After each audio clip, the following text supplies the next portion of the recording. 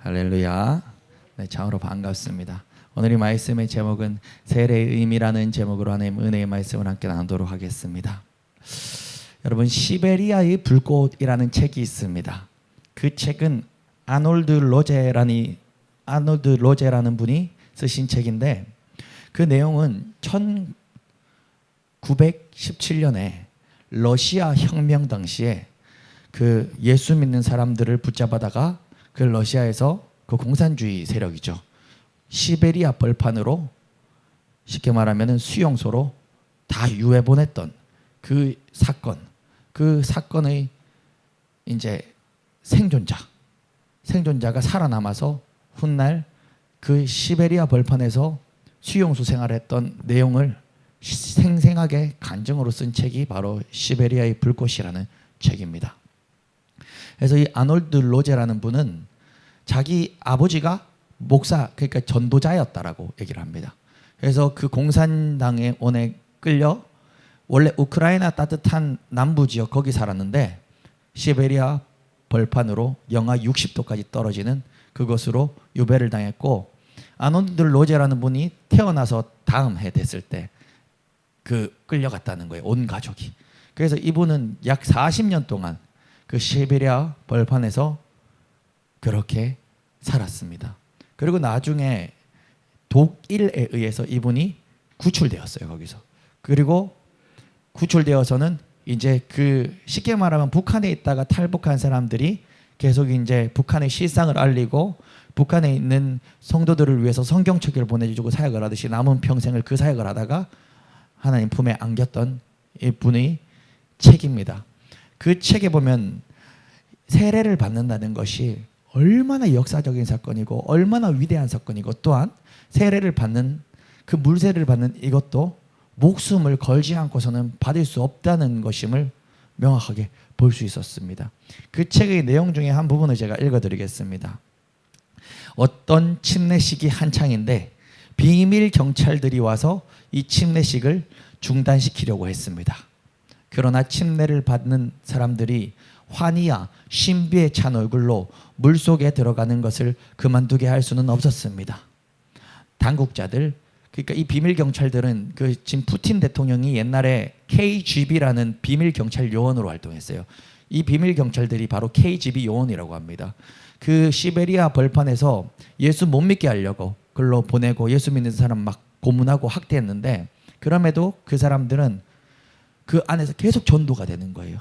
그래서 예수 믿는 사람들이 생기고, 비밀 경찰들이 지금 쉽게 말하면 북한에서 세례 받는다 그러면은 난리 나겠죠. 공산당에게 잡혀가지고 아우지탄강을 끌려가겠죠. 그러니까 이 성도들이 새벽 1시에 막 2시에 아니면은 저쪽 강에서 세례식을 한다라고 소문을 퍼뜨려 놓고 새벽 1, 2시에 반대쪽 강에 가가지고 세례식을 거행하는데, 그 세례 받는 현장에는 날마다 믿음의 형제들이 늘어나서 20명, 30명이 모여든다는 것입니다.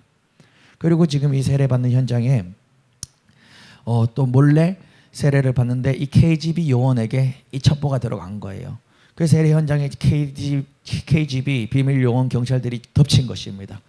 그런데 이미 지금 세례 받는 20, 30명의 형제 자매들은 물속에 들어가서 세례 줄을 서서 기다리고 있고, 그 세례 받는 형제 자매들을 축하하러 모인 성도들도 거기 삥 둘러 진을 쳐서 서 있는데, 이제 KGB 요원이 와가지고 스피커로 그만해, 물에서 나와, 막 소리를 치는 것입니다. 그런데 세례 진행 중에 있던 그리스도인 형제들은 말했습니다. 우리는 우선 침례를 베풀겠습니다. 그리고 이 세례가 다 마치면 우리가 스스로 비밀 경찰들 당신에게 우리가 걸어 나가겠습니다. 이렇게 신실한 형제 자매들은 모두 이렇게 외친 것입니다. 박해자들, 비밀 경찰들은 더욱더 크게 소리쳤습니다. 당장 나오라고, 다 죽여버릴 거라고. 그런데 아무런 효과가 없었습니다. 젊은 그리스도인 형제 자매들은 손에 손을 잡았습니다. 그리고 중간에서 세례식이 일어나고 있는 그 현장에 비밀 경찰들이 힘으로 완력으로 세례를 중단시키는 걸 막으려고 손에 손을 잡고 아무도 도망가지 않고 몸으로 경찰들을 막았습니다. 그때 비밀 경찰들은 그 근처에 있는 보트를 구해가지고 보트를 타고 세례 현장으로 다가오는 것입니다. 그런데도 그들을 막을 수 없었습니다. 그 비밀 경찰들이 보트로 거의 근접했을 때 세례식은 거의 다 이제 진행되고 마지막 한 자매가 남았다고 합니다. 마지막 그 한 자매는 이제 침례를 받으려고 준비를 하고 있었는데 비밀 경찰들이 와서 이제 그 믿음의 형제들과 몸으로 이렇게 실랑이를 벌이니까 이게 세례를 이제 받지 못하는 상황에 그 실랑이를 벌이는 틈에 재빨리 목사님한테 쫓아가 가지고 침례를 받았습니다. 풍덩 침례를 받고 일어났는데 이제 그 비밀 보트에 타고 있는 비밀 경찰이 침례를 받자마자 그 자매의 머리끄댕을 잡고 확 잡아 당기는데 이 책의 기록에 의하면 그 자매는 얼마나 강하게 머리가 잡혀 당겨졌는지 그 자매의 머리가 다 뜯겨져 버리고 말았다고 얘기하는 것입니다.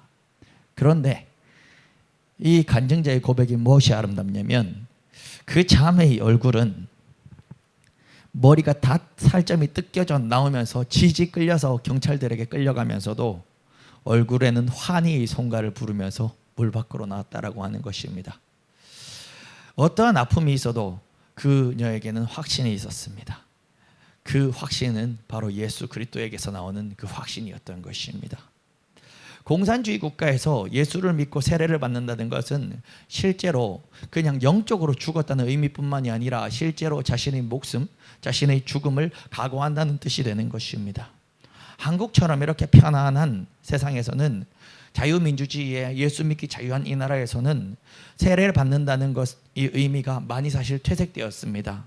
그냥 군대에서 초코파이 받으려고 세례를 받고 이 세례 받는 의미가 너무나도 많이 퇴색되었습니다. 그러나 오늘 이 2024년에도 중국이나 북한이나 러시아나 이슬람 국가권에서는 세례를 받는다는 것은 실제로 죽음을 의미한다는 것입니다. 공식적으로 이 세례로 그리스도인이 된다는 것은 지금 이슬람권에서 만약 세례를 받는다 이러면 그냥 말 그대로 실제로 죽음을 의미하는 것입니다. 잡히면 그냥 죽는 것입니다. 심지어는 이슬람 국가의 이슬람 부모님 밑에서 자란 어떤 청년이 세례를 받으면 그 부모님한테 거기에 걸리면 가족이 가족을 죽이는 것입니다. 그런데도 목숨을 걸고 예수를 따르기로 결정한 사람들, 바로 그들이 받는 것이 이 세례인 것입니다. 저는 오늘 우리 교회에서 진행되는 세례식이 그런 세례식이 되기를 소원합니다. 1년에 한 번씩 아니면 두 번씩 그냥 의례히 치르는 행사가 아니라 죽기로 결단하고 이제 예수를 따르기로 결정한 그 세례식이 되시기를 간절히 소원합니다. 오늘 우리가 본론으로 들어가 세례에 대해서 한번 말씀을 나누고자 합니다. 우리가 세례를 받아야 하는 이유가 무엇입니까? 예수를 마음으로 믿고 입으로 시인하면 우리는 다 구원을 얻습니다. 그런데 왜 굳이 교회에서 세례식을 해야 되는 것입니까? 세례식을 하더라도 우리가 이 물 세례를 받더라도 내 마음이 예수를 안 믿고 그냥 초코파이 때문에 세례를 받는다면 그 사람은 구원 못 받습니다. 그리고 마음으로 예수를 영접하면 이 물 세례를 안 받아도 그 사람은 구원을 받을 수 있습니다. 천국 갈 것입니다. 그런데 왜 우리는 오늘날 교회에서 이 세례식을 진행하는 것입니까? 그 이유는 첫 번째는 예수님이 공생애를 시작할 때 세례를 받으셨습니다. 예수님이 세례 요한에게 회개의 세례를 받으셨습니다. 그때 하늘이 열리고 성령이 비둘기같이 예수님의 머리에 임하셨습니다. 그리고 하늘이 열리고 하늘로부터 이는 내 사랑하는 아들이라 내 기뻐하는 자라 라는 하나님의 음성이 들렸습니다. 사실 요한이 주는 세례는 회개의 세례였습니다. 예수님은 죄가 없으십니다. 그렇다면 예수님은 세례를 받지 않으셔도 됩니다. 그런데 이것은 이 예수님이 받으신 세례는 하나님의 아들 신인 우리 예수님이 바로 죄인인 저와 여러분들과 동일하게 되었다는 것을 의미하는 것입니다. 그런데 죄인인 애초부터 죄인인 우리가 당연히 예수님을 따라 세례를 받아야 되는 것이 아니겠습니까? 예수님은 죄가 없는데도 우리와 동일시 되려고 세례를 받으셨는데 애초부터 우린 날 때부터 죄를 가지고 죄를 짓고 살아온 우리가 당연히 세례를 받아야 되지 않겠습니까? 또 두 번째는 우리가 왜 교회에서 세례를 받아야 되는 것입니까? 이것은 너무나도 단순합니다. 사실 이것만 기억하시면 됩니다. 예수님의 명령입니다. 마태복음 28장 19절에서 20절, 예수님이 부활하신 후에 승천하시기 전에 제자들에게 주신 명령입니다. 제가 읽어드립니다. 그러므로 너희는 가서 모든 민족을 제자로 삼아 아버지와 아들과 성령의 이름으로 세례를 베풀고 내가 너희에게 분부한 모든 것을 가르쳐 지키게 하라. 볼지어다 내가 세상 끝날까지 너희와 항상 함께 있으리라. 아멘. 그래서 우리 교회는요, 대한민국 아니 전국에 있는, 전 세계에 있는 모든 교회는요, 예수님이 세상 끝날까지 우리와 함께 있는다 하셨는데 예수님이 다시 오실 그때까지는 우리는 계속해서 성례를 해야 하는 것입니다. 성례는 무엇입니까? 세례와 성찬입니다. 아마 다음 주는 우리가 성찬식으로 이제 예배를 드리길 원합니다. 개척한 이후로 성찬식을 한 번도 하지 않았어요. 이제 오늘 첫 세례자가 세례식을 한 후에 다음 주는 성찬식으로 예배를 드리도록 하겠습니다. 그리고 우리가 예수님이 재림하시기 전까지는 성례를 계속 하는 것입니다. 성찬과 세례가 바로 성례인 것입니다. 왜냐하면 예수님이 마태복음 28장 19절에서 너희는 가서 모든 민족을 제자로 삼아 아버지와 아들과 성령의 이름으로 세례를 베풀고 라고 말씀하셨습니다. 세례를 베풀라라고 하셨습니다. 고로 우리는 그 명령을 지켜 오늘 이 세례식을 거행하게 된 것입니다.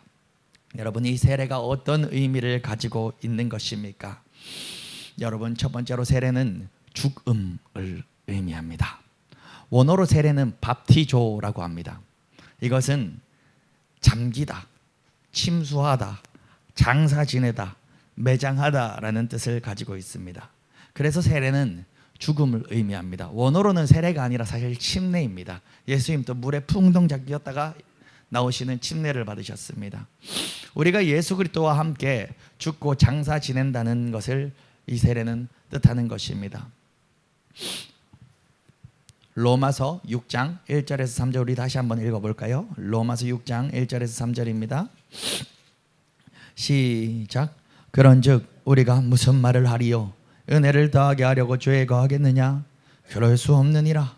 죄에 대하여 죽은 우리가 어찌 그 가운데 더 살리요? 무릇 그리스도와 예수와 합하여 세례를 받은 우리는 그의 죽으심과 합하여 세례를 받은 줄 알지 못하느냐? 아멘. 3절에서 예수와 합하여 세례를 받은 우리는 예수의 죽으심과 합하여 세례를 받은 줄을 알지 못하느냐라고 말씀하고 계십니다. 예수와 합하여 세례를 받은 우리는 그의 죽으심과 합하여 세례를 받은 줄을 알지 못하느냐. 예수와 합하여 세례를 받은 우리는 그의 예수의 죽으심과 합하여 세례를 받은 줄 너희 알지 못하느냐. 즉 우리가 세례를 받는 것은 예수님의 죽으심과 합하여 예수님의 죽으심과 함께 죽는다는 의미를 가지고 있는 것입니다. 로마서 6장 2절에서 말씀하십니다. 죄에 대하여 죽은 우리가 어찌 그 가운데 더 살리요? 죄에 대하여 죽은 우리가 어찌 그 가운데 더 살리요? 세례를 받은 우리는 이제 죄에 대하여 죽은 자들인 것입니다. 예수님이 십자가에 죽을 때 우리 옛사람이 그 십자가에서 같이 죽은 것입니다. 그래서 이제 죄에 대하여 죽은 우리가 더 이상은 이제 죄에는 거할 수 없다는 것입니다. 세례를 받은 우리는 옛사람이 예수 그리스도와 함께 십자가에 못 박힌 자들입니다. 갈라디아서 2장 20절에서 말씀하셨습니다. 내가 그리스도와 함께 십자가에 못 박혔나니 그런즉 이제는 내가 사는 것이 아니요 오직 내 안에 그리스도께서 사시는 것이라. 이제 내가 육체 가운데 사는 것은 나를 사랑하사 나를 위하여 자기 자신을 버리신 하나님의 아들을 믿는 믿음 안에서 사는 것이라. 아멘. 나 오반석은 예수님과 함께 십자가에 못 박혔습니다. 그리고 완전히 죽었습니다. 이제 내가 사는 것은 내 안에 예수님이 사시는 것입니다. 내가 육체 가운데 사는 것은 나를 사랑하셔서 나를 위하여 자기 자신을 버리신 예수 그리스도를 믿는 그 믿음 안에서 사는 것입니다. 저희 이 고백이 바로 오늘 이 자리에 앉아 계신 여러분 모든 분들이 바로 고백인 것입니다. 우리는 모두 예수와 함께 이제 십자가에 못 박혔습니다. 나는 죽었습니다. 그리고 이제 내 안에 예수님이 사십니다. 그리고 나는 죄에 대하여도 죽은 자인 것입니다.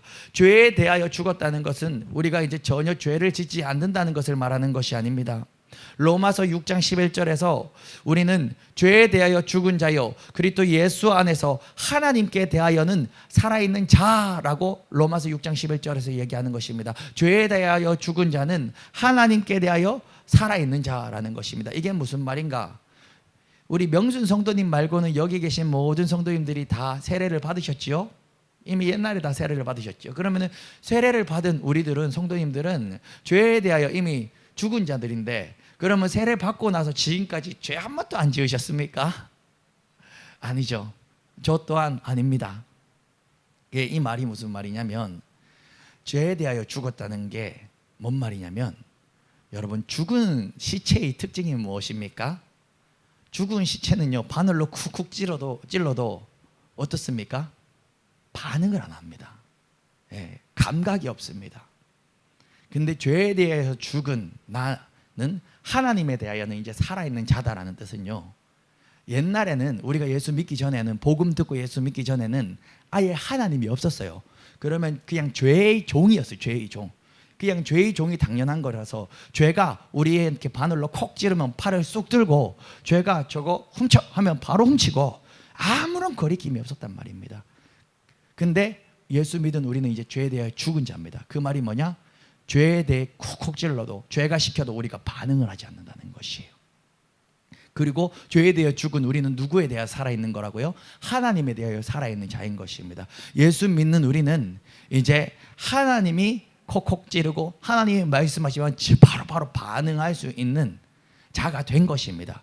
즉 예수 믿는 우리는 이제 죄에 대하여 반응하지 아니하고, 이전에는 하나님께 대한 반응을 못했는데 이제 하나님께 대하여 반응을 할 수 있는 자가 된 것입니다.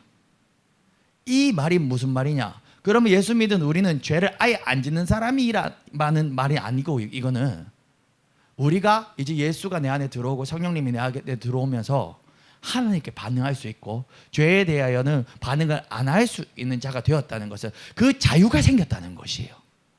그러니까 예수 믿는 나, 세례받은 나는요, 오늘 집 가면서 죄를 선택할 수도 있고 의를 선택할 수도 있어요. 근데 옛날에 예수 믿기 전에는 의를 선택할 수 있는 선택권이 아예 없었어요. 이 말이에요, 이게. 그러니까 이걸 또 엄청 오해하는 사람들은 이렇게, 예수 믿었으니까 마음껏 죄 지어도 하나님 날 위해서, 예수님 날 위해 십자가에 피 흘려 주셨어, 다 씻어 주셨어 하면서 거리낌 없이 죄를 짓는 사람이 있어요. 그건 완전히 말씀을 거꾸로 해석한 것이고 잘못 해석하는 것입니다. 죄에 대하여 죽은 나는 하나님에 대하여 살았다라는 것은 이제 죄에 대하여 반응하지 않을 수 있고, 성령으로 하나님께 대하여 늘 반응할 수 있는 자가 되었다는 것이에요. 자유가 생겼다는 것이에요. 자유가 생긴 나는 자유가 있지만 여전히 죄를 지을 수 있겠죠. 또 의에 대하여 늘 반응할 수 있겠죠. 그래서 우리는 늘 성령님의 도우심으로 하나님에 대하여만 반응하는 그 길을 살아가도록 몸부림쳐야 되는 것이고, 그것이 바로 성화의 과정이요, 이 땅에서 예수 믿는 성도들이 거쳐야 되는 몸부림인 것입니다. 그게 바로 로마서 6장의 해석인 것입니다. 그것이 바로 오늘 이제 세례받는 우리 명순 성도님은 이제는 더 이상, 옛날에는 이게 세례받고 나면요 죄가 더 많아집니다. 그게 뭔 말인 줄 아십니까? 옛날에는요 주일날 산으로 들러 놀러 다니는 게 죄가 아니었어요. 그건 죄가 아니었어요. 왜냐하면 옛날에 예수님 몰랐거든요. 그러니까 나는 그냥 주말에 그냥 당연히 휴가를 즐기고 휴식을 즐기는 게 당연한 거, 이게 죄였어요. 세상에 예수 안 믿는 사람들이 주일 상수 안 하는 게 죄입니까? 예수 안 믿는 사람들이 예수 안 믿는 게 그들에게 죄가 되겠습니까? 아무런 죄가 안 돼요. 그들한테는 양심의 가리낌도 없어요. 근데 예수를 믿고 세례를 받고 나면요 이제 그게 죄가 돼요. 왜냐하면 나는 이제 예수를 알고 예수를 믿으니까, 쉽게 말하면 그게 죄로 나에게도 찔림으로 다가온다는 거예요. 그런데 은혜가 무엇인 줄 아십니까? 그게 찔리니까는 우리는 기도하고 주님 앞에 몸부림치게 되는 거예요. 주님 거룩하게 주일 성수 못했어요. 주님, 이게 이제 죄가 되고 주님께 기도하게 되는 거예요. 뉘우치게 되는 거예요. 그러고 이제는 주일을 거룩하게 지킬 때는 참 행복하고, 주일을 거룩하게 못 지키며 막 마음에 막 괴로움이 있는 거예요. 왜? 나는 이제 마귀 딸이 아니라 예수님의 딸이니까. 그리고 예수를 믿고 이제 내 안에 복음이 성령이 역사하면 이제 살면서도 우리 예수 믿는 나도 죄를 많이 지어요. 오반성 목사도 많이 죄를 지어요. 그런데 이제 성령이 내 안에 계시니까 그게 계속 걸림이 되는 거예요. 걸림이 되면 또 저는 몸부림을 치고 주님 앞에 기도합니다. 오 주님, 오 주님, 나 정말 어쩔 수 없는 인생이 주님의 은혜밖에는 내가 의지할 게 없어요.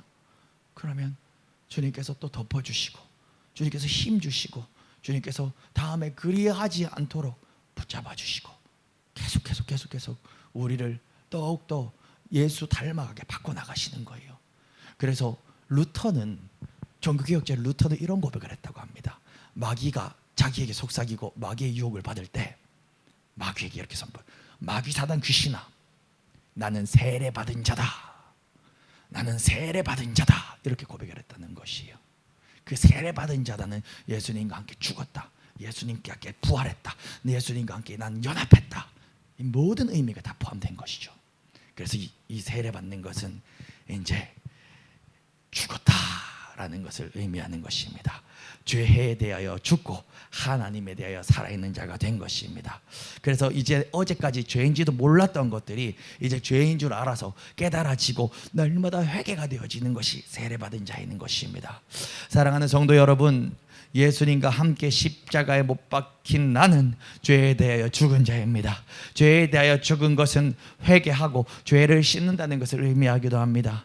그래서 오늘 세례는 이 바로 죄를 씻는다는 의미를 가지고 있습니다. 오늘 이 시간 죄에 대하여 죽고 하나님에 대하여 살아있는 자 되어 하나님께서 조명하여 주시는 죄들을 철저히 회개하는 그런 오늘 이 예배의 현장이 되시기를 예수 그리스도의 이름으로 축원드립니다. 네, 세례는 두 번째로 부활을 의미합니다. 로마서 6장 5절 우리 함께 읽어볼까요? 시작. 만일 우리가 그의 죽으심과 같은 모양으로 연합한 자가 되었으면 또한 그의 부활과 같은 모양으로 연합한 자도 되리라. 아멘. 우리가 그의 예수의 죽으심과 같은 모양, 예수님이 죽으심과 같은 모양으로 연합한 자, 우리가 예수가 죽었던 내가 죽었으면 또한 그의 부활, 예수의 부활과 같은 모양으로 연합한 자도 되리라. 이게 바로 세례인 것입니다. 우리는 예수와 함께 죽고 예수와 함께 다시 부활한 것입니다. 그것이 바로 세례의 의미인 것입니다. 세례는 죽음을 의미한다고 했습니다. 그런데 예수님은 죽음으로 끝나지 않았습니다. 원수 마귀는 예수님을 죽이면 자기들이 이기는 줄 알았습니다. 예수님을 십자가에 못 박으면 자기들이 이기는 줄 알았습니다. 그런데 예수님은 십자가에 못 박히신 후에 죽음으로 끝난 것이 아니라 사망 권세 이기시고 부활하셨습니다. 부활 승천하셨습니다. 우리가 받은 이 세례는 예수님과 함께 죽고 또 예수님과 함께 부활하여 새 생명을 얻은 것을 바로 말하는 것이 이 세례인 것입니다. 그래서 강가에서 침례를 받을 때 물속에 푹, 여기가 물 수면이에요. 여기 그 침례교는 아직 그렇게 합니다. 명수 성도님 코를 잡고 목사님이 뒤통수를 이렇게 잡아드려요. 그리고 강에서요 이렇게 명수 성도님한테 기도를 하면서 푹 물에 잠굽니다. 물 끝까지, 머리 끝까지 완전 다 잠궈야 돼요. 반만 들어가면 안 됩니다. 왜냐면요, 물 속에 들어간 것이 우리가 죽으면 땅에 완전히 푹 매장돼서 흙으로 다 덮어 잠기죠. 물 속에 집어넣은 것이 죽었다는 의미예요. 그리고 어떻게 합니까? 한 3초간 있다가 푹 이렇게 목사님이 뒤통수를 싹 밀어줘요. 그러면 싹 물이 싹 올라옵니다. 이것이 무엇입니까? 완전히 물 속에 들어가면 숨을 쉴 수 있습니까? 못 쉽니까? 못 쉬죠. 완전히 죽었어요. 그 다음에 물 밖으로 싹 꺼내는 것은 바로 부활을 상징하는 것입니다. 그래서 저는 개인적으로 대한예수교 장로교긴 하지만 훗날에 이제 교회가 좀 더 이제 자리가 잡히고 이렇게 이제 성도님들이 좀 생기고 우리가 교회가 이제 우리가 이제 우리 건물에서 예배를 드릴 수 있을 때가 되면 저는 침례를 할 거예요. 예, 그게 상관없어요. 예. 근데 우린 오늘 이렇게 물로 머리 이렇게 하는 세례를 합니다. 그거는 의미이기 때문에 침례를 하든 세례를 하든 이게 상징이고 의미이기 때문에 상관은 없지만 그냥 예수님도 침례 받으셨고 예수님의 시대 때도 다 침례를 했었어요. 우리가 지금은 현대 사회에서 이제 그렇게 강까지 저쪽에 낙동강 가지고 지금 다 할 수가 없잖아요. 그러니까는 이제 세례를 이렇게 하는 것이라고 보시면 됩니다. 그래서 지금 또 제가 전에 사역했던 연세중앙교회는 침례교들은 다 침례를 하고 있어요. 교회 안에 목욕탕을 다 만들어놔요. 거기서 침례를 하고, 그리고 제가 알기로는 조영기 목사님이 계시는 그 여의도 순복음교회도 순복음 쪽도 다 침례를 하는 걸로 알고 있습니다. 그래서 저도 훗날에는 그래도 그냥 다 세례도 침례 똑같지만 이 예수님이 하신 그 의미를 좀 더 가슴에 더 새기고, 물에 팍 잠겼을 때 당신 죽은 거요, 물에 팍 올라왔을 때 이제 산 거요 라는 그 의미를 더 깊게 새겨주기 위해서 침례를 할 것입니다. 그런데 지난 금요 기도회 때 에베소서 2장 1절에서 10절 말씀 나누었던 거 기억하십니까? 이틀 전에 그때 그 금요 기도의 제목을 저희가 한 3번 정도 외쳤죠. 그 제목 기억하십니까? 허물과 죄로 죽었던 나호 반석을 살리셨고 일으키사 앉히시니. 허물과 죄로 죽었던 나호 반석을 살리셨고 일으키사 앉히시니. 이것이 설교의 제목이었어요. 이것이 에베소서 2장 1절부터 10절 말씀을 핵심 요약하면 이 한마디로 정의할 수 있는 것입니다. 이 말이 무엇이냐면, 허물과 죄로 죽었던 나를 예수님과 함께, 계속 함께라는 말이 그 한 절에 3번이 등장한다 그랬죠. 예수님과 함께 살리셨고, 또 예수님과 함께 일으키는 건 뭐냐면, 예수님이 부활승천하신 거 우리도 예수님과 함께 부활승천 하게 하시사, 그리고 예수님과 함께 앉히셨다라고 그래요. 어디요? 예수님이 어디 앉으십니까? 부활승천하셔서 하나님의 보좌 우편에 앉으시죠. 나도, 나호 반석도, 그리고 여기 계신 우리 모든 세례 받으신 성도님들도 예수님과 함께 죽으셨고, 그리고 예수님과 함께 부활시키시사, 거기서 안 끝나요. 예수님은 그 다음에 부활시 살려줬다라고 끝나는 게 아니라 그 다음에 번떡 일으키시는데, 예수님이 승천하셨듯이 우리도 번떡 일으키시고, 그 다음에 마지막에 예수님과 함께 앉히신다 그래요. 어디요? 하늘 보좌에 우리를 앉히신대요. 그게 바로 세례인 것입니다. 골로새서 2장 12절에 이렇게 말씀하십니다. 너희가 세례로 그리스도와 함께 장사되고 또 죽은 자들 가운데서 그의 일으키신 하나님의 역사를 믿음으로 말미암아 그 안에서 함께 일으키심을 받았느니라.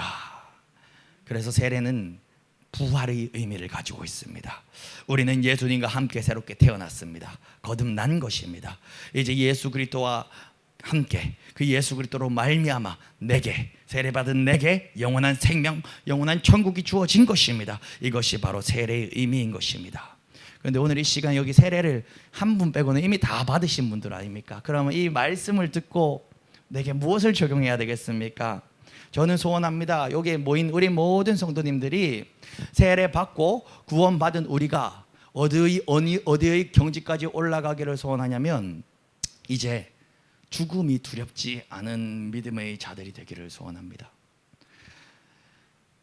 죽음이 두렵지 않은 믿음의 자들이 되기를 소원합니다.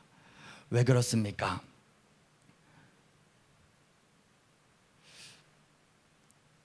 왜냐하면 우리는 이제 죽어도 천국이기 때문입니다. 제가 참 우리 숙자 권사님 오랜만에 이렇게 뵙고 너무너무 행복한, 오늘 또 세례도 또 멀리서 우리 동신께서 3분 우리 권사님 집사님들이 축하해 주러 이제 함께 예배해 주셔서 너무 감사드리는데, 제 숙자 권사님하고 예전에 이제 이게 대화를 나눴던 그 중에 기억나는 게 있어요. 한번 되게 심하게 아프셔서 병원에 입원하셔가지고 그때 이제 이제 진짜 죽을 수도 있겠구나 라고 하셨던 그 적이 있다라고 말씀을 해주셨죠. 그때 그러면서 그때 이렇게 얘기를 들었었는데, 그때 그 권사님의 기도 제목이 전 참 은혜였습니다. 그래서 아직도 기억이 나요. 왜냐하면 그때 물론 인간인지라 죽는 게 안 두려운 사람이 어디 있겠습니까? 맞죠? 근데 예수가 내 안에 있으니까 죽음의 두려움보다도 더 위대한 기도 제목이 그 입에서 흘러나오시더라고요. 죽는 게 두려운 것보다도 더 위대한 하나님의 내 나라에 대한 기도 제목들을 그때 막 나눠 주셨거든요. 그게 참 은혜였습니다. 그러면 세례를 이미 다 받은 우리들은 오늘 말씀을 듣고 무엇을 가지고 돌아가야 되는가? 저는 저와 여러분 모두들이 이제 죽음이 두렵지 않은 그리스도인들이 되기를 소원하는 것입니다. 죽음을 예수님이 이겼듯이 우리도 이긴 자들이 되기를 소원하는 것입니다. 아까 서론부에서 말씀드렸던 시베리아의 불꽃이라는 그 책에 나오는 그 간증 중에 또 어떤 솔제스키라는 그 형제에 대한 간증이 나옵니다.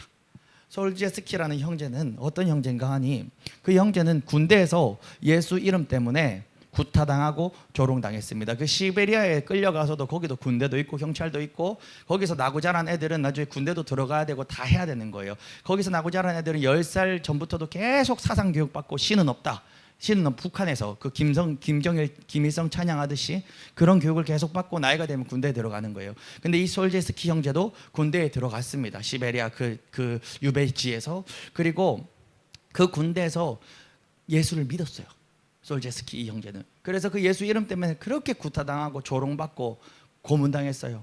그리고 그리스도에 대해서, 예수에 대해서 아무것도 말해서는 안 된다고 수차례 엄한 경고를 많이 받았고 사상교육을 당했습니다. 그러나 솔제스키 형제는 잠잠할 수 없었습니다.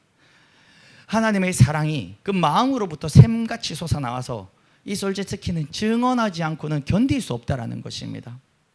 그는 그래서 그 당시에 그 공산주의에서 대놓고 전도를 하는 것은 안 되는 상황이니까 생활을 통해서 예수를 증거했다고 합니다.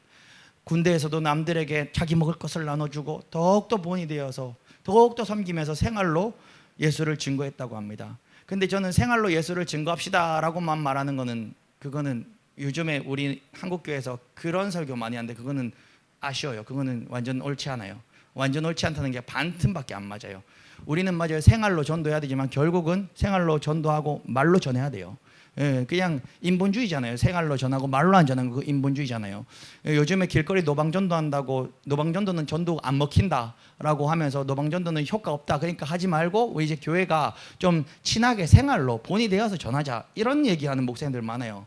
그거는 반틈은 맞지만 틀린 거예요. 노방전도 해야 됩니다. 광야에 외치는 소리 아무리 세상이 우리를 핍박해도 해야 됩니다. 생활로서 선이 되어 보여주고, 그리고 또 말로도 전해야 되는데 이 솔제스키 형제는 바로 그랬습니다. 생활로 공산주의 국가에 있으니까 먼저 섬기고 전하는 것입니다. 그러면 동료들이 묻는데요, 야, 너는 도대체 무엇 때문에 그렇게 행복해? 무엇 때문에 그렇게 베풀고 살아? 무엇 때문에 그렇게 선하게 살아? 그때 솔제스키는 그때는 감추지 아니하고 당당하게 죽음의 눈앞에 있어도 선포한다는 것입니다. 나는 예수 때문이다. 너도 예수 한번 믿어봐라. 이런 가운데 이 솔제스키 형제는 지독하게 구타당했습니다. 나중에 어떻게 됐는지 아십니까? 이 녀석은 도저히 그 KGB 요원들이 고문을 하고 때려도 안 되니까 이 솔제스키 형제의 손가락 10개를 다 잘라버렸답니다. 성경을 잡을 수 없게. 그런데 솔제스키 형제는 여전히 예수밖에 없었습니다. 이 당시에 그리스도인들은 이 성경을 소지하는 것도 불법이기 때문에 자기 성경이 없어요. 자기 성경을 소지하는 거 불법이에요. 군인들은 옷 안쪽에 옷을 기워가지고 비밀 주머니를 만들어가지고 거기 성경을, 포켓 성경 조그만한 거를 넣고 다녔는데, 그게 솔제스키 형제가 또 경찰대에 걸린 겁니다. 그래서 어떻게 됐는지 아십니까? 고문이 계속 이어지는 것입니다. 아무것도 듣지 못하도록 귀가 잘려나갔다고 합니다. 그리고 칼로 눈도 찔러버렸답니다. 그럼에도 이 솔제스키 형제는 산 증인이 되어서 하나님을 외쳤답니다. 그러자 박해자들은 더욱더 화가 나서 미친 듯이 날뛰었다고 합니다. 그 혀로 더 이상 하나님을 짓거리지 못하도록 네 혀를 뽑아주마 라고 하면서 솔제스키 형제의 혀를 찝어 뽑아내버렸다고 합니다. 결국 솔제스키 형제는 기뻐하면서 하늘로 부름을 받았습니다. 그의 죽음을 통해서 더 많은 사람들이 결국 주님께로 인도되었다고 합니다. 예수의 부활과 함께 부활한 솔제스키 형제는 죽은 것이 아닙니다. 그는 천국으로 이사간 것입니다. 그는 진정 죽음이 두렵지 않았습니다. 그는 예수와 함께 죽음을 이긴 자인 것입니다. 사랑하는 우리 성도 여러분, 예수 그리스도가 내 주인이 되면 더 이상 죽음이 두렵지 않은 존재까지 가야 하는 것입니다. 죽음조차 두려워하지 않는, 사나 죽으나 그리스도와 함께 동행하는 그런 우리 모든 성도님들 되시길 예수 그리스도 이름으로 축원드립니다. 마지막으로 세 번째, 세례는요 예수님과 죽었고 예수님과 함께 살았으며 마지막으로 예수님과 연합을 의미하는 것입니다. 골로새서 2장 12절의 말씀 다시 제가 읽어드립니다. 너희가 세례로 그리스도와 함께 장사되고 또 죽은 자들 가운데서 그를 일으키신 하나님의 역사를 믿음으로 말미암아 그 안에서 함께 일으키심을 받았느니라. 함께라는 단어가 골로새서 2장 12절에 두 번이 등장합니다. 그리고 아까 에베소서의 말씀 2장 제가 금요일날 설교 얘기를 했죠. 거기도 함께라는 단어가 세 번 등장합니다. 뭐냐면 예수와 함께 나를 일으키시고 살리시고 예수와 함께 나를 일으키시고 예수와 함께 예수 안에서 예수와 함께 하늘 보좌에 앉히셨다라고 얘기를 하는 것입니다. 결국 세례는요 예수와 함께 연합된 것을 의미합니다. 옛날에 명순 성도님의 주인은 누구였습니까? 옛날에는 명순 성도님이 너무 외로웠습니다. 왜냐하면 명순 성도님의 인생의 주인이 명순 성도님 본인 자신이었기 때문에 너무 외로웠습니다. 뭘 하든 명순 성도님은 혼자였어요. 직장에서 일을 할 때도 혼자고 직장에서 일을 하고 속상한 일이 있어서 집에 왔을 때도 명순 성도님 늘 혼자였습니다. 왜냐하면 명순 성도님이 주인이었기 때문입니다. 그런데 이제는 우리는 외롭지 않습니다. 날 구원하신 예수와 함께 죽었던 우리, 예수와 함께 살리셨던 우리, 그 우리는 이제 예수와 함께 늘 함께 하는 것입니다. 이제 명순 성도님 더 이상 외롭지 않습니다. 이제 명순 성도님 인생에는 더 이상 오류도 없습니다. 예를 들어서 만일 누군가가 명순 성도님 예수 믿는다고 조롱하고 핍박한다 할지라도 명순 성도님 힘들지 않습니다. 욕을 먹어도 집에 혼자 있으면 힘든데 욕을 먹고 집에 갔는데 예수님과 함께 있으면 예수님 위로해 주시는 거예요. 딸아 고맙다. 내 이름 때문에 네가 핍박받았구나. 그 위로가, 그 한마디가 천국인 것이에요. 그리고 이제 명순 성도님이 인생의 주인은 예수 그리스도가 되었기 때문에 오류가 없고 인생을 살아낼 때도 어려운 일이 생기고 어려운 질문들이 있을 때 혼자 끙끙대지 않습니다. 내 안에 계시는 성령 하나님께 뭐 어떻게 해야 됩니까? 물을 수 있고 하나님 이렇게 하라 하시면 그렇게 순종하며 나아가면 내 앞에 있던 문제들이 싹 다 뚫려지고 해결되어지는 놀라운 역사를 우리는 이제 소유하고 있는 것입니다. 그래서 세례는요 예수 그리스도와 함께 죽고 예수와 함께 부활하사 예수 그리스도와 함께 연합하는 것이 바로 이 세례인 것입니다. 사랑하는 성도 여러분, 하나님의 보좌에서 하나님과 함께 천국 기쁨 누리시며 하나님과 연합되어 오늘 이 거룩한 주일 함께 살아내시는 우리 모든 성도님들 되시기를 간절히 소원합니다. 오늘 이 세례의 의미, 우리 모두가 세례를 이미 받았지만 의미를 되새기며 나는 예수와 함께 죽었고 예수와 함께 부활했으며 지금 또 예수와 연합하여 살아가고 있는 나는 결국 오늘 이 시간 또 성령님을 의지하는 것밖에 답이 없는 인생들입니다. 성령님을 의지하여 성령님을 누리시고 성령님 안에서 성령님과 함께 거룩한 주일 그리고 일평생 남은 인생 죽음을 두려워하지 아니하며 승리하며 살아내시는 우리 모든 성도님들 되시길 예수 그리스도의 이름으로 축원드립니다. 우리 시간 바로 이어서 세례식을 하실 텐데요. 먼저 우리가 함께 찬양을 고백하시겠습니다. 우리 주를 위한 이곳에 라는 찬양을 고백하고 우리가 오늘 들은 설교를 기억하며 우리 설교를 내 가슴에 새기고 기도하며 또 한 가지 오늘은 특별하게 더 기도를 해주세요. 제 세례식과 예배를 이렇게 합쳐서 드리기 때문에 찬양이 끝난 후에 기도를 하실 때 오늘 세례 받는 김명순 성도님을 위해서 또 기도해 주세요. 우리가 하는 것은 물세례지만 사실 더욱더 중요한 것은 예수님을 믿었을 때 성령님이 이미 오셨는 건 제가 확인을 했습니다. 명확하게 확인했습니다. 제가 사역을 10년을 하면서 큰 교회 2,000명 교회도 있었고 그리고 수만 명 교회도 있었는데 우리 교회 성도라서 얘기하는 게 아니라 이런 성도님 처음 봤어요. 아마 우리 권사님은 잘 아실 거예요.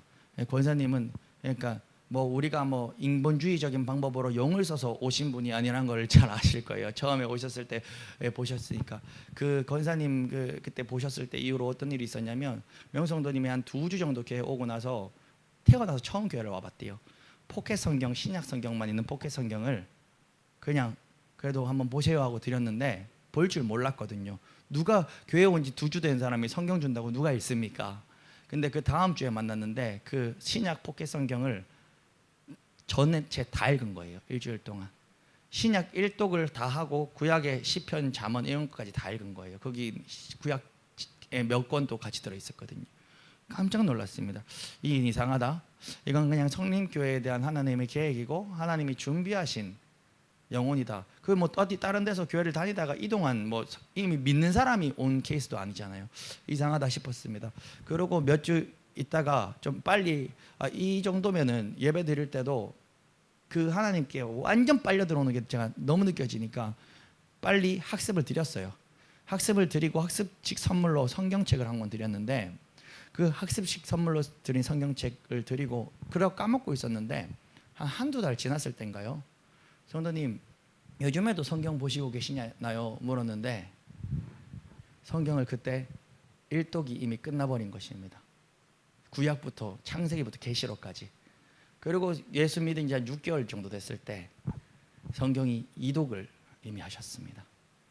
그리고 지금은 3독째 하면서 그냥 빨리빨리 읽는 것도 좋지만 말씀이 깨달아지는 것들을 자기가 적으면서 하고 싶다고 이제는 옆에 노트를 펴놓고 성경을 이렇게 감동이 있는 것을 적으시면서 지금 3독째, 이미 교회 다닌 지, 교회를 출석한 지 6개월 됐을 때 등반한 지로 치면은 5개월도 안 됐을 때 3독째 하고 계십니다.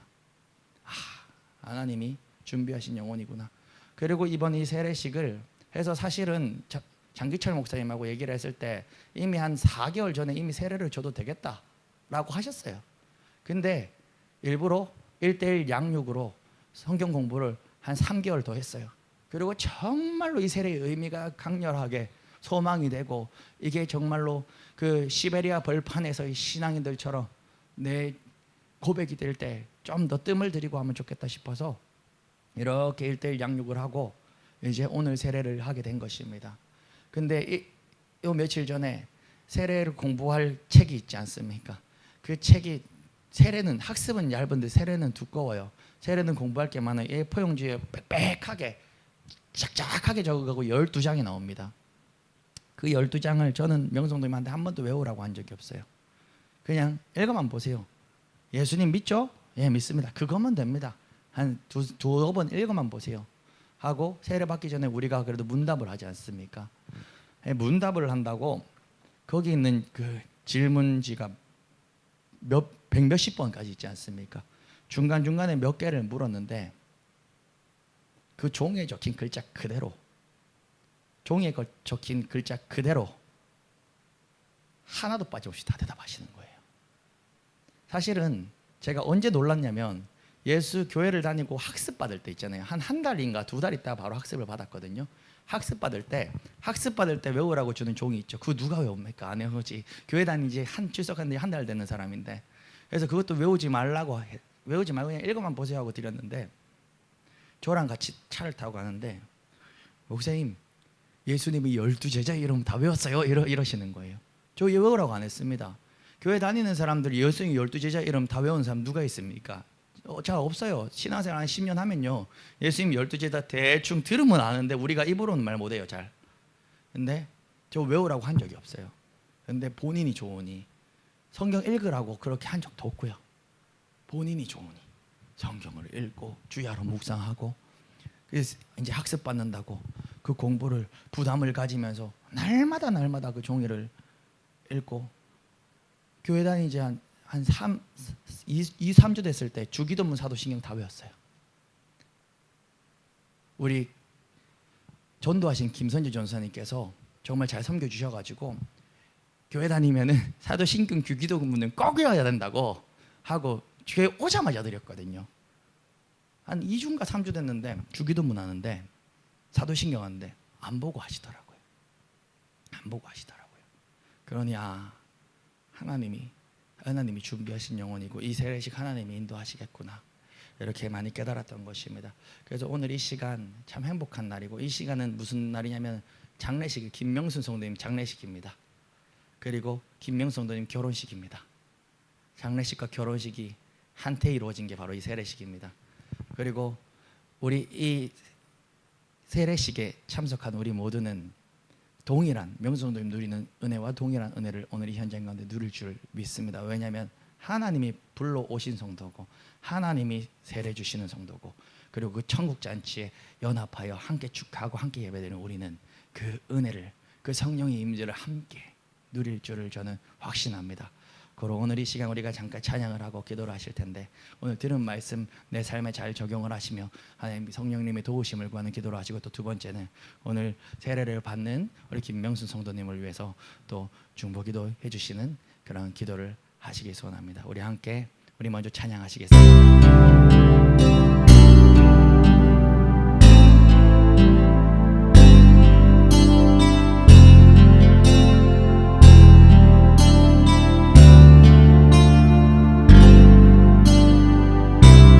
주를 위한 이곳에 예배하는 자들 중에 그가 찾는 이 없어 주님께서 슬퍼하시네.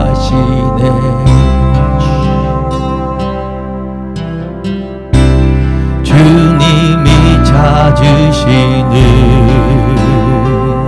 그 한 사람, 그 예배자,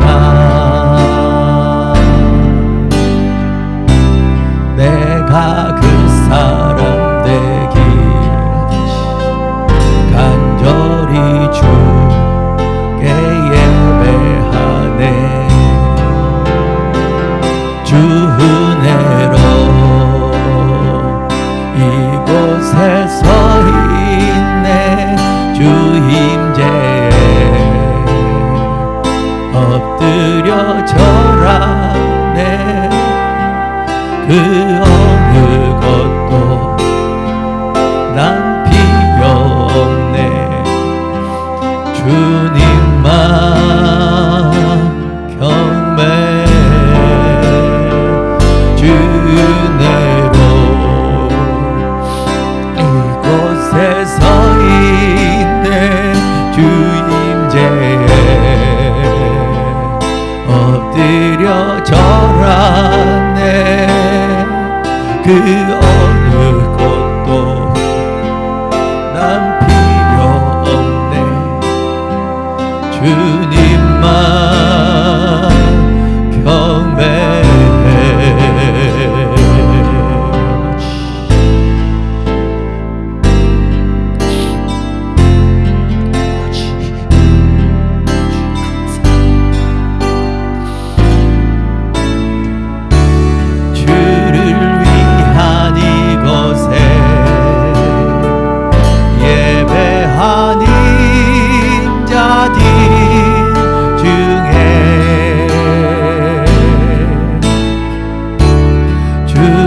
찾는 이 없어 주님께서 슬퍼하시네.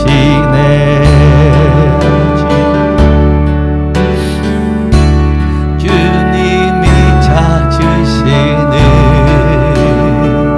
그 한 사람, 그 예배자,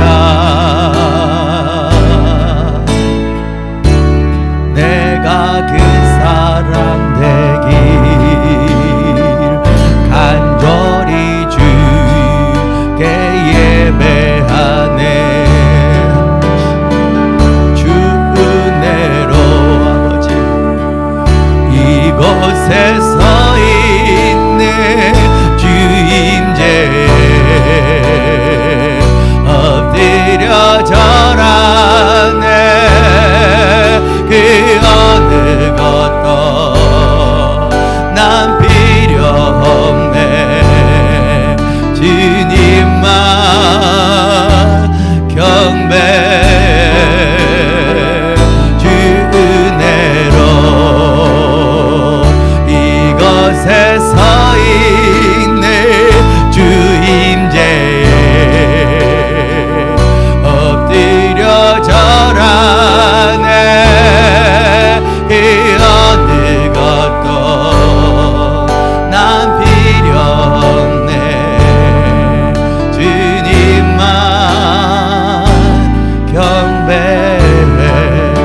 이 시간 우리 세례식을 위하여 오늘 또 들은 말씀을 붙잡고 우리 합심하여 잠깐 기도하는 시간 가지도록 하겠습니다.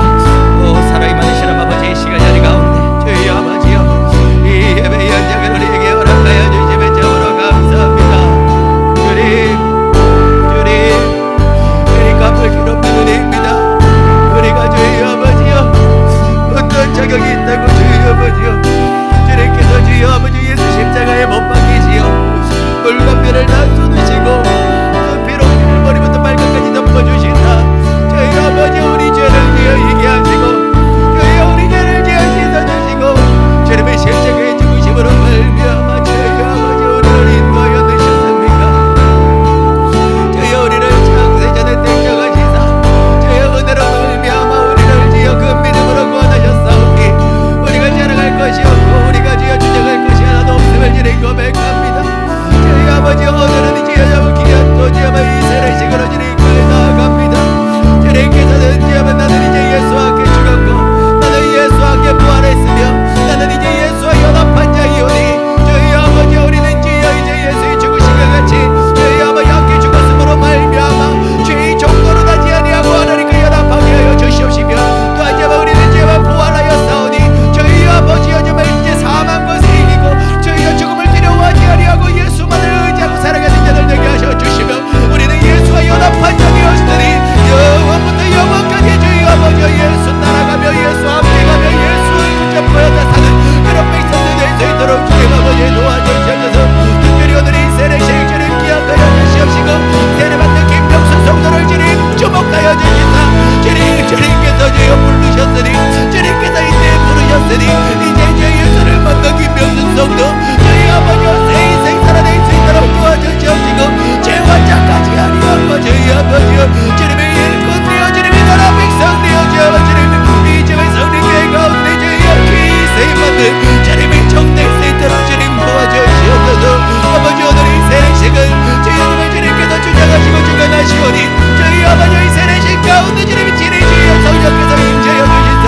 이 정말 교활한 주의 세례식에 참석한 우리 모든 주의 성도들 주님의 임재를 지어 만끽하게 하여 주시옵시고 또 이런 주님의 임재를 누리게 하여 주시옵시고 주님의 역사 가운데 저희 아버지여 체험하고 경험되어지는 이 귀한 시간 될 수 있도록 주님 아버지 허락하여 주시옵소서.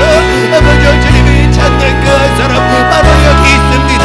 주님이 찾는 그 바로 한 사람이 오늘 이 시간 예배 현장에 모인 우리 모든 저희 성도들이오니 저희 아버지여 이제는 우리가 나는 예수로 죽고 예수로 살아 저희 아버지 예수와 연합하여 살아가겠사오니 저희 이 시간 저희 우리 믿음을 굳건하게 하여 주시옵소서. 저희 아버지여 이 시간 주님 우리를 굳건하게 붙잡아 주시옵소서.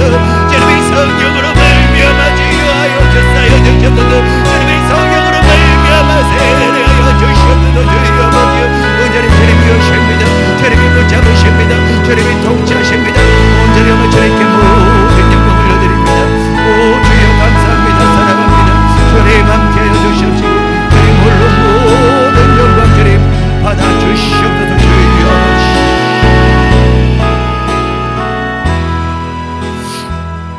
아버지 감사합니다. 주여 아버지 감사합니다.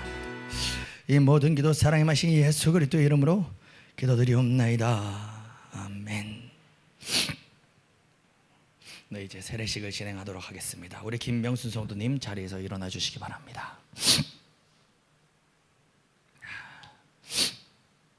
우리 김명순 성도님 오른손을 드시기 바랍니다.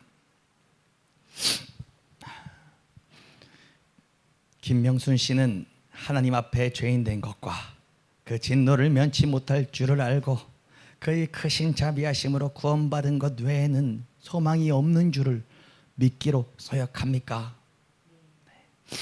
김명순 씨는 그리스도께서 하나님의 아들 되심과 죄인의 구주가 되신 줄을 믿으며 복음에 말한 바와 같이 구원하실 이는 오직 예수뿐인 것을 믿고 그만을 의지하기로 서약을 합니까? 김명순 씨는 성령의 은혜만 의지하여 그리스도를 믿고 따르는 자가 되고 모든 죄악을 버리고 그의 가르침과 본을 따라 살기로 서약하십니까? 김명순 씨는 교회의 관할과 지리에 복종하고 교회의 덕과 화평을 이루는 일에 힘쓰며 교인된 의무와 권리를 바르게 행사하기로 서약하십니까? 네, 오른손 내려주시기 바랍니다. 기도합니다. 하나님 아버지, 영원하신 경륜으로 오늘 김명순 성도에게 세례받는 은총을 베풀어 주심에 감사합니다. 김명순 성도님이 사는 날 동안에 하나님 나라와 복음의 증인으로 충성하게 하시고 교회의 덕을 세우며 거룩한 생활을 하게 하여 주옵소서. 하나님께서 은혜를 베푸셔서 어떠한 고난과 인생의 역경을 만날지라도 믿음으로 인내하고 승리하게 하여 주옵소서. 오늘 이후로 근심이 없게 하시고 믿음 가지고 예수 이름을 부르며 기도할 때 하나님께서 들으시고 응답하여 주옵소서. 성령으로 온전히 사로잡아 주시옵고 매일매일 삶에서 또 공예배에서 예배자로 쓰임받게 하여 주옵소서. 매일 변화가 있게 하여 주옵소서. 예수님을 닮게 하여 주시고 거룩해지게 도우시고 그 변화의 수혜자들이 또 우리 김명순 성도님의 가족과 그 모든 친척들과 그 이웃 주민들 되게 하여 주옵소서. 이제 성림교회 세례 개인 되었사오니 아버지요, 교회의 큰 일꾼 되게 하여 주옵소서. 성령으로 충만케 하여 주옵소서. 이 모든 기도 예수 그리스도의 이름으로 기도 올리옵나이다. 아멘. 이 시간 김명순 성도님 앞으로 나와 주시기 바랍니다.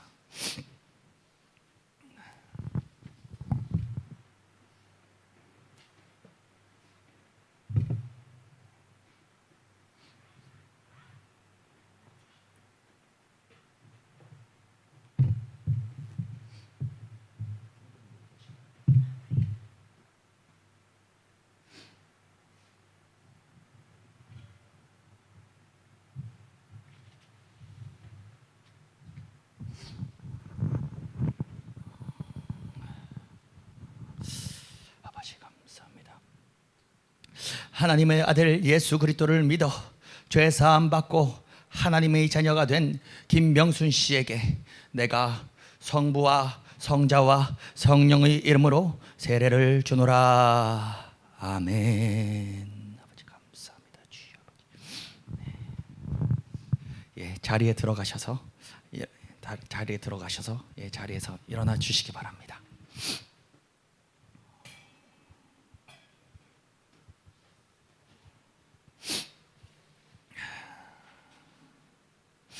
공포합니다. 오늘 김명순 씨는 하나님의 은혜로 세례를 받았으므로 대한예수교 장로의 성림교회 세례교인 된 것을 내가 성부와 성자와 성령의 이름으로 공포하노라. 아멘. 우리 하나님께 영광의 박수 올려드리겠습니다. 이 시간 잠깐 우리 김명순 성도님에게 축복하는 시간 가지도록 하겠습니다. 우리 찬양하시면서 손을 뻗어서 우리 김명수 성도님을 축복해 주시겠습니다.